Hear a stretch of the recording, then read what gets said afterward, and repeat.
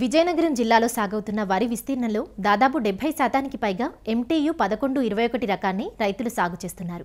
ప్రస్తుతం పైరు కంకి దశలో ఉండగా పాము పొడ తెగులు కనిపిస్తోంది. హఠాత్తుగా మారుతున్న వాతావరణం, ఉక్కపోత పరిస్థితులు, మధ్యన వర్షాలు పడడం తెగులు వ్యాప్తికి కారణమవుతున్నాయి. పాము పొడ తెగులు లక్షణాలు, నివారణ చర్యల గురించి వివరాలు అందిస్తున్నారు ఆచార్య ఎన్జీ రంగా వ్యవసాయ విశ్వవిద్యాలయం విజయనగరం ఏరువాక కేంద్రం ప్రధాన శాస్త్రవేత్త డాక్టర్ కె లక్ష్మణ్. మన విజయనగరం జిల్లాలో దాదాపు వరి పంటని ఒక 90,000 హెక్టార్లు అంటే 2,35,000 ఎకరాల వరకు కూడా సాగు చేయడం జరుగుతుంది. 70% వరకు కూడా MTU 1121 అంటే శ్రీధృతి అనే రకాన్ని ఎక్కువగా సాగు చేయడం జరుగుతుంది.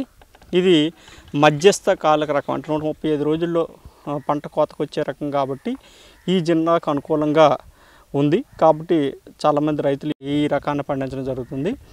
అయితే ఏంటంటే ఈ సంవత్సరం ప్రత్యేకంగా వాతావరణం చూసుకున్నట్లయితే 1121 ఎక్కువగా ఉండటం మూలాన ఈ యొక్క పాము పొడ తెగులు అనేది ఎక్కువగా ఆశించి పంటని నష్టం చేయడం జరుగుతుంది. దీనిలో ఏంటంటే ఈ యొక్క వరి పంట దుబ్బు మొదటి భాగం నుంచి నీటి మట్టం పై భాగం నుంచి కూడా పాము పొడ ఆకారంలో మచ్చలు ఏర్పడి ఈ యొక్క మచ్చలు పూర్తిగా వ్యాపించి చేను మొత్తం ఎండిపోయినట్లు కనిపిస్తుంది.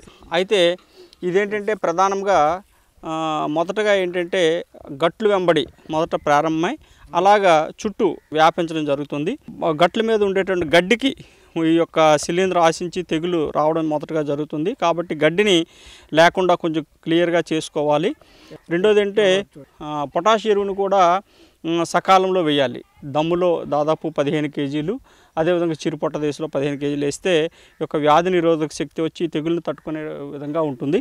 రెండోది ఏంటంటే ఇది వచ్చిన తర్వాత ఒకవేళ మందుల విషయానికి వస్తే ఈ యొక్క హెక్సాకొనజోల్ అనే మందుని 1 లీటర్ నీటికి 2 మిల్లీలీటర్లు చొప్పున కానీ, లేదంటే ప్రోపికొనజోల్ అనే మందునైతే 1 మిల్లీలీటర్ లీటర్ నీటికి చెప్పుకొని కానీ, లేదంటే వ్యాలిడామైసిన్ అనే మందుని అయితే 2 మిల్లీలీటర్ 1 లీటర్ నీటికి చెప్పుకొని కానీ కలిపి దుబ్బులన్నీ తడిచే విధంగా పిచికారి చేసుకుంటున్నట్లయితే దీన్ని సకాలంలో మనం నివారించుకోవచ్చు. దీంతోపాటు ఏంటంటే ఈ యొక్క 1121లో మనం ఈ సంవత్సరం ఎక్కువగా పొటాష్ లోపాన్ని కూడా గమనించడం జరిగింది. దీని నివారణకు మనం దమ్ములో పొటాష్ సిఫారసు చేస్తున్నప్పటికీ కొంతమంది రైతులు వేసుకోలేకపోతున్నారు. దానికి ప్రత్యామ్నాయంగా ఈ పొటాష్ రిలీజింగ్ బ్యాక్టీరియా అంటే KRB మనకు అందుబాటులో ఉంది. ఇది 500 మిల్లీలీటర్లని తదుపరి సీజన్లోనైనా ఒక 1/2 లీటర్ మందుని 100 కేజీలు గత్తంలో కలుపుకొని దమ్ములో వేసుకోవాలి. అదేవిధంగా ఇప్పుడు మనం ఏదైతే ఈ యొక్క చిరుపొట్ట దశలో పంటకి వేసే ఎరువుతో పాటు అంటే ఒక 20-25 కేజీల యూరియాతో పాటు ఒక 15 కేజీల మ్యూరేట్ ఆఫ్ పొటాష్ని అందించుకున్నట్లయితే ఈ పొటాష్ లోపాన్ని కూడా మనం సమర్థవంతంగా సవరించుకోవచ్చు.